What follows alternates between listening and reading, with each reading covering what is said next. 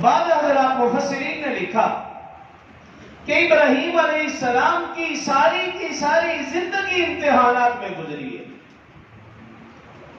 فرماتے ابھی پیدا نہیں ہوئے تھے کہ امتحان شروع ہو گیا کہ وقت کے بادشاہ نمرود نے یہ آرڈر دے دیا کہ میاں بیوی آپس میں نہ ملیں تاکہ باپ کی پشت سے ماں کے رحم کے اندر وہ نطفہ منتقل ہی نہ ہو۔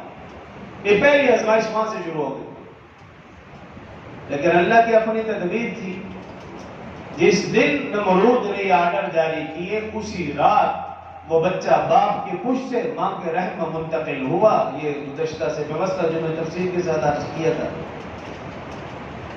اور پھر دوسرا امتحان، نمرود نے یہ آرڈر جاری کر دیے جو بھی بچہ پیدا ہو قتل۔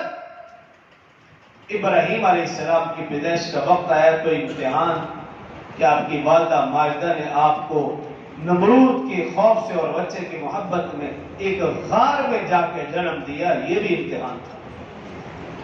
اور پھر تیسرا امتحان کہ حضرت ابراہیم علیہ السلام 7 سال تک اس غار میں رہے پلے بڑے، یہ بھی ایک امتحان تھا۔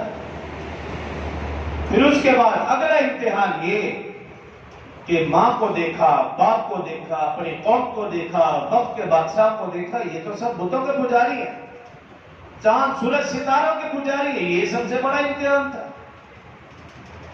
کہ ماں باپ بھی بتوں کے پجاری، بادشاہ بھی اور قوم بھی، سب کے سب۔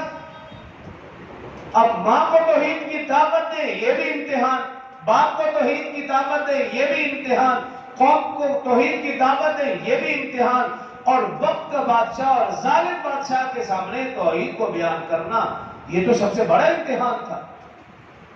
امتحانات ہی امتحانات، اور پھر اللہ کی طرف سے انہی امتحانات میں کامیاب و کامران ہوتے چلے گئے۔ بالآخر وقت کے بادشاہ اور آپ کی قوم نے آپ کو آگ میں ڈالنے کا فیصلہ کیا۔ گزشتہ جمعہ اس پر تفصیل کے ساتھ عرض کیا، انہوں نے آگ میں ڈال دیا۔ اللہ رب العزت نے قلنا یا نار کونی بردا وسلاما علی ابراہیم، اللہ رب العزت نے اس آگ کو ٹھنڈا اور سلامتی والا بنا دیا۔ اس امتحان